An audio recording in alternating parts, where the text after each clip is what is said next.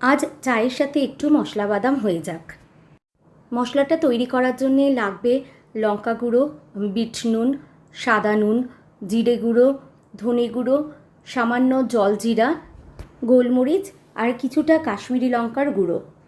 আপনারা ইচ্ছা হলে এর সাথে একটু আমচুরও দিতে পারেন। মশলাটা খুব ভালোভাবে মিশিয়ে নিতে হবে, নিয়ে আলাদা করে ঢাকা দিয়ে রেখে দিতে হবে। আমি কিন্তু বাদামটা কিছুক্ষণ ভিজিয়ে রেখেছিলাম যাতে সফট হয়ে যায়। এবার নিয়ে নিলাম বেসন, তার সাথে দিলাম কিছুটা চাল গুঁড়ো দিলে একটু মুচমুচে হবে।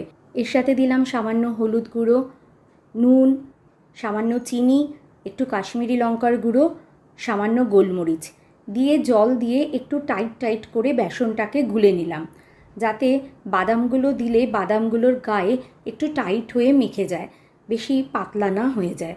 তারপরে বাদামটাকে আমি আধ ঘন্টা চাপা দিয়ে রেখে দিয়েছিলাম। সাদা তেল গরম করে বাদামগুলো দিয়ে দিলাম, গ্যাস সিম করে ভালো করে ভাজলাম।